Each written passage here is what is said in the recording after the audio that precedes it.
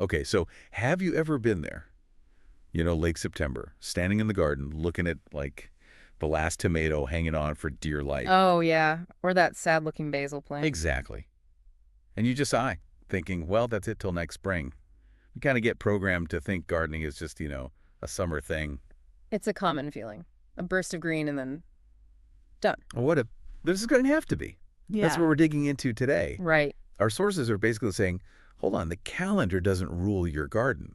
So the big question is, how do we keep things going, keep harvesting, long after summer's technically over? It's about unlocking that hidden potential, really. Yeah, moving beyond just like a hobby that fades out and making it last longer, Hmm. more resilient.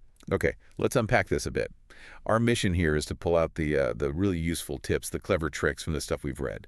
We want to show you how you can seriously extend your harvest season, turn your backyard, or even just a patio planter, into a fall powerhouse.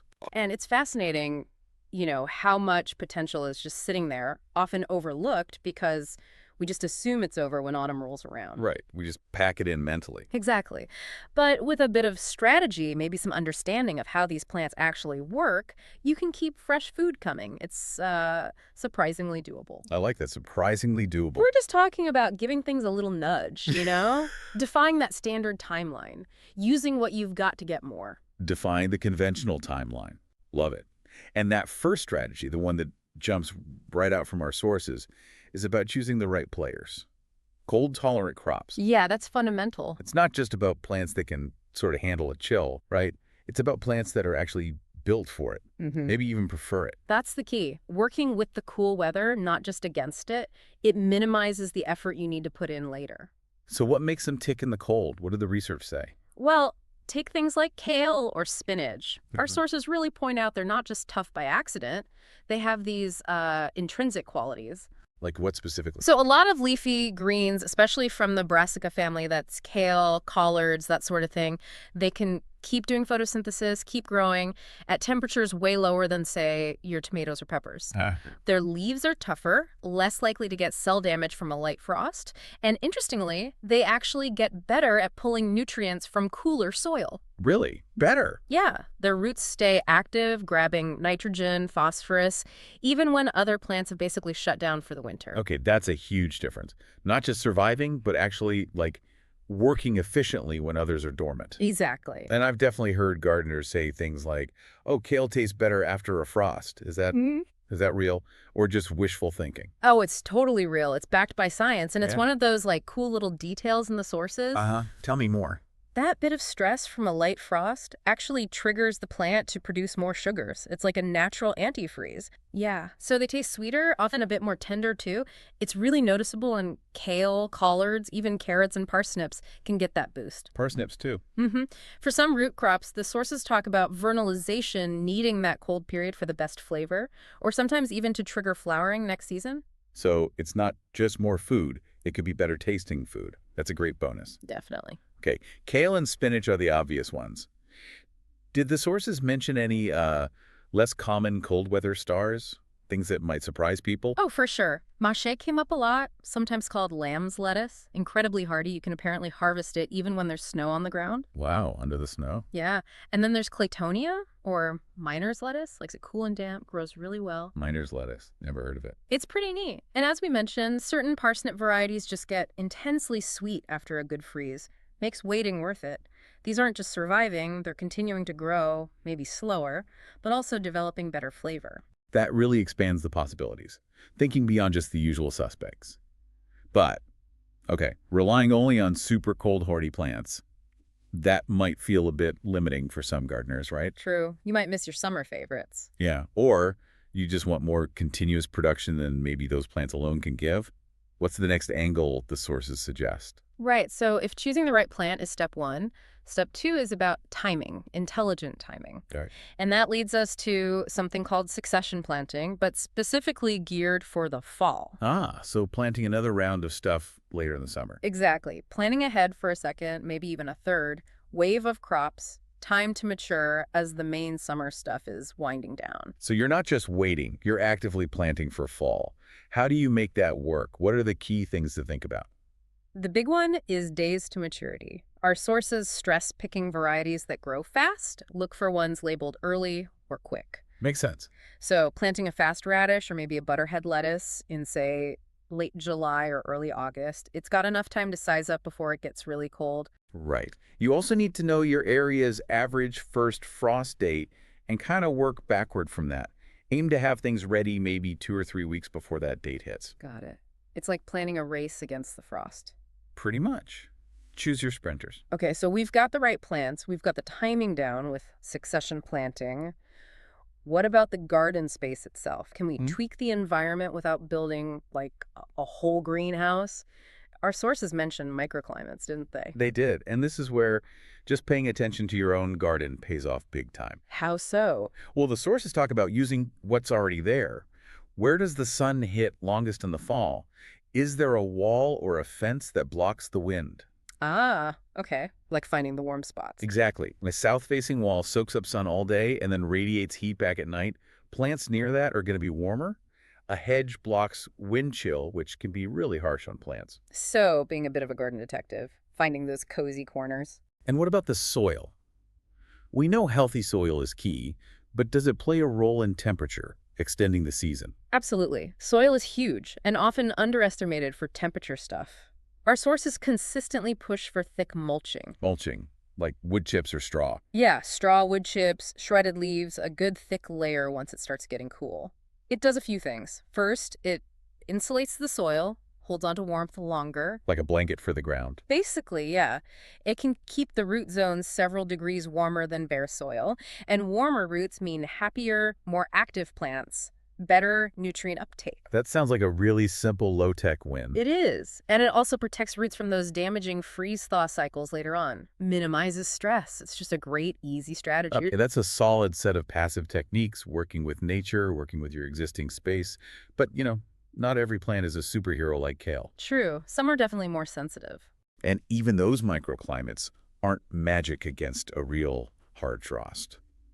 What about those, the really delicate ones, your late basil, maybe those last peppers you're hoping will ripen? Do we just give up on them? Not necessarily. Because our deep dive definitely found a second act for these guys. This is where it gets really interesting, I think. These clever ways to protect them. Right. When natural toughness and timing aren't enough, you create the protection yourself. Build a better microclimate. And the first method the sources detail is row covers. Yep, row covers. Think of them like a lightweight, breathable blanket specifically for your plants. Okay. They're usually made of this material called spun-bonded polypropylene. It lets light, air, and water through, which is crucial. But it also traps heat radiating up from the ground. So it's not just blocking wind, it's actually holding warmth in. How effective is that? Yeah. It works by cutting down heat loss, basically capturing warmth from the soil and the air around the plants. The sources show that when you drape it over plants, maybe using some simple wire hoops so it doesn't squash them, it creates this mini greenhouse effect. Right. That can raise the temperature underneath by, say, 3 to 8 degrees Fahrenheit, which is often just enough to save plants from that first killer frost. Wow. 3 to 8 degrees might not sound like much, but at that critical freezing point. It's the difference between survival and, well, not. And you can get different weights of this fabric. Lighter ones for just a bit of warmth or pest protection, heavier ones that can protect down to maybe 28 degrees Fahrenheit, -2 Celsius or so. A custom plant blanket. I like that. It sounds so straightforward, but getting extra few weeks, or like that farm you mentioned, extending lettuce by 6 weeks, that's huge. It really can be a game changer for certain crops. Are there any catches? Like, do you need to manage them, take them off on warm days? Good question. Yes, ventilation is important. On those surprisingly warm, sunny fall days, it can get too hot under there, potentially cook your plants. Oh, right. Don't think of that. So yeah, the advice is usually to lift the sides or pull lighter covers off if it's sunny and going to get up above, say, 60 Fahrenheit, 15 Celsius, then put them back on before evening. Okay, a little bit of management then. A little bit, but hey, bonus point, they also keep out lingering pests. True. Warmth and pest control. Nice. Okay, so building on that idea, creating protection, the sources also talk about a step up from row covers, mini hoop houses. Sounds a bit more serious. It is a step up. They take that row cover concept and make it more robust, more enclosed. How are they different? Well, instead of just lightweight fabric, you usually have a sturdier frame. Think PVC pipes or maybe metal conduit bent into hoops. Yeah. And then you stretch a heavier plastic sheeting over that frame. Okay, so a more permanent structure. Kind More of. stable, yeah, like a tiny greenhouse just for that garden bed. What's the main benefit of going with that heavier plastic and frame? More protection, basically. Better temperature regulation. Because it traps more sun energy and insulates better, a mini hoop house can raise the temperature inside much more significantly than a row cover. Maybe 10 to 20 degrees Fahrenheit, sometimes even more. 10 to 20 degrees. Okay, that's a big jump. Huge. And the sources usually recommend proper greenhouse plastic for this polyethylene, often UV stabilized so it lasts longer. Sometimes it even diffuses the light a bit so things don't get scorched. And that level of protection means? It means you can protect plants not just from light frost, but from harder freezes. You can extend the harvest much deeper into the fall, maybe even into early winter, depending on where you live. That really opens things up for plants that normally wouldn't stand a chance. So, row cover versus mini hoop house. Yeah. How does a gardener choose? Is it just about how cold it gets? It's mostly that, yeah. How cold does it get where you are? How long do you want to push the season? And how sensitive are the plants you're trying to protect? Okay. Row covers are great for light frosts, maybe extending things by a few weeks. They're cheaper, faster to set up. Right. The easier option. Mini hoop houses give you more protection against harder freezes for a longer time, more setup involved, but more stable. If you're trying to keep peppers going, for example, a hoop house is probably your better bet. But for tougher greens, maybe the row cover is enough. Often, yeah. And some people even double up, put row covers inside a hoop house for extra insulation on really cold nights. Clever. Both are just fantastic tools, though. Tools to help you get more food, fresher food, for way longer than you thought you could. Okay, so let's quickly wrap up what we've pulled out here. We started with embracing those cold-loving plants, right? Kale, spinach, but also things like mosh, those super sweet parsnips. Working with nature's resilience. Then we talked about smart timing, succession planting for fall harvests, getting that second wind going, Planning ahead. and using what you already have, finding microclimates in your garden, using mulch like a thermal blanket for the soil. Low-tech, high-impact stuff. And finally, for the more delicate plants, stepping up the protection game with those versatile row covers or the more heavy-duty mini hoop houses. Creating that protective bubble. It really feels like an empowering message, doesn't it? That you really can keep your garden going, get more out of it way past the usual end date. So what's the bigger takeaway here for you, our listener? Well, connecting it all, I think it's about more than just tomatoes in October. It's really about developing this mindset of resourcefulness. Resourcefulness, I like that. Yeah, seeing possibilities where maybe you just saw it ending before. It's about adapting, creative problem solving, using simple ideas to get a big result. Extending the harvest is just one example of making the most of what you've got, refusing to be boxed in by standard timelines. Right. Which kind of leads to a final thought, maybe something for you to chew on. Okay. Beyond your garden, what other seasonal boundaries are there in your life, or maybe in projects you're working on? Where else could you apply a bit of that creative resilience? You know, leverage what you already have, maybe with the equivalent of a simple row cover or a mini hoop house to get more out of something, or keep it thriving longer than anyone, maybe even you, expected. That is a fantastic thought to leave us with, applying that garden resilience elsewhere. Yeah. Love it. Well, go on then. Get out there, embrace that autumn air, and see how long you can make your garden thrive.